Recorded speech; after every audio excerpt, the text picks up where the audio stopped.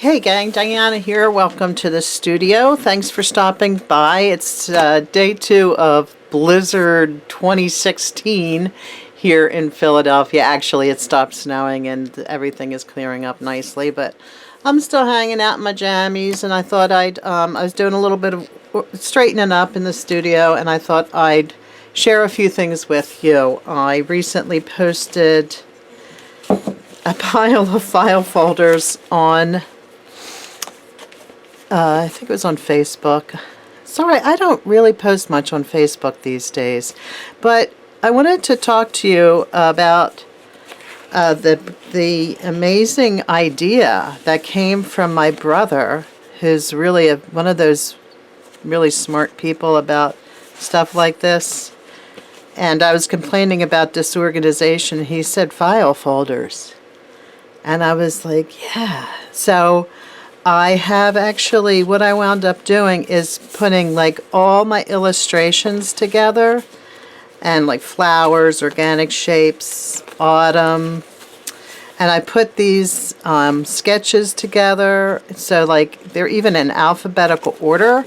So if I'm looking for something that I felt that it was noteworthy enough, I've been saving it.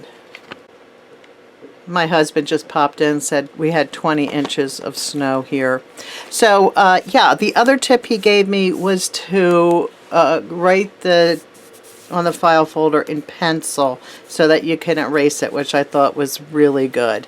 So I've been folderizing, folderizing things lately, and it's really helping me a lot. I thought I'd share that with you guys. So I've been meaning to get to this project for a while, as I have been die cutting and classes have been in and out die cutting.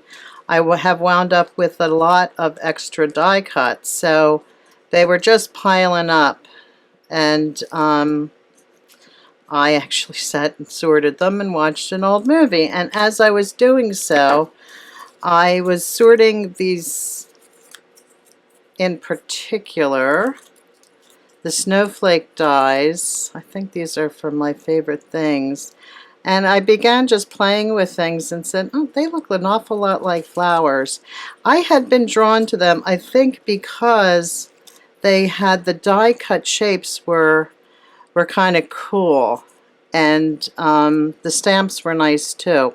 So anyway, that's another trick. I just gathered every leaf, every snowflake, every heart, every flower, and I'm just going to put them into these Ziploc bags and mark them and put them into a small bin.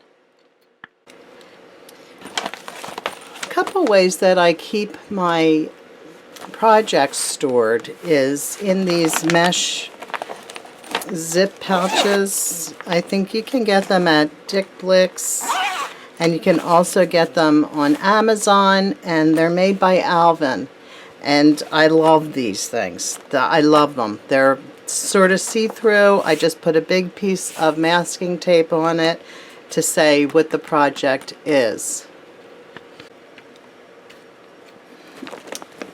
So now this happened because this is what happens in my studio. I just begin jamming things when I go, when I have too much stuff. I just continue jamming things in there.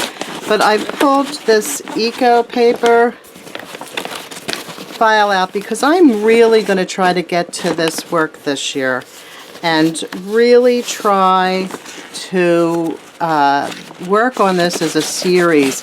So I'm going to try to get this done little bit by little bit. So I pulled it all together and jammed it into this really large size case, and then I'm going to sit down and sort through this. So this is to be done.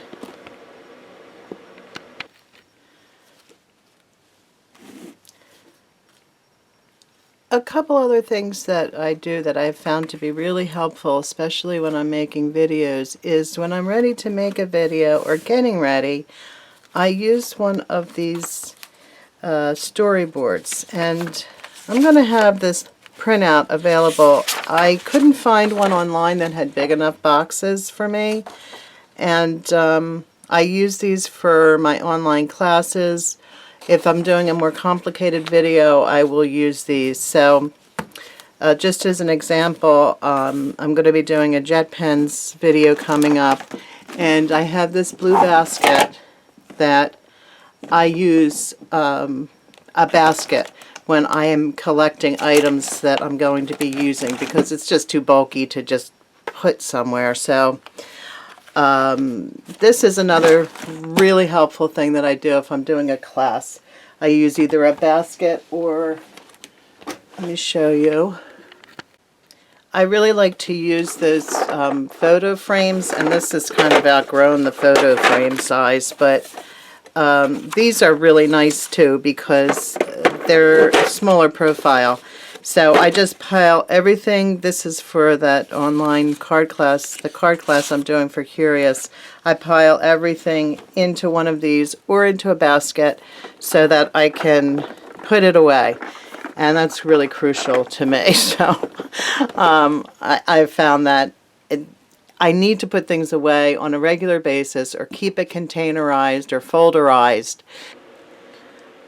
Now I'm going to be making a video on this, but I wanted to bring it up in with the organization stuff, because time organizing is something that I struggled with over the years. And a few years back I got a Moleskine that worked pretty good for me.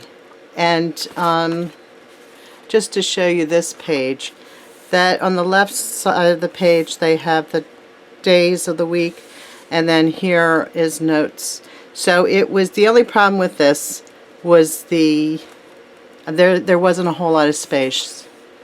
So I did go from one planner to another, and finally went with the Erin Condren, which I'm going to do a video on this in a little bit. Not so much Erin Condren, because I think that's certainly been covered enough. But one of my students gave me this No Excuses art journaling books because she wants to try it, and she wanted me to look through and sort of help her get started. So this and this are going together into my to be done videos with my art journaling January, which is clearly going to go to February. So that's it for today. Thumbs up if you like this video. A comment down below. I will link up there. Usual stuff. See you guys soon.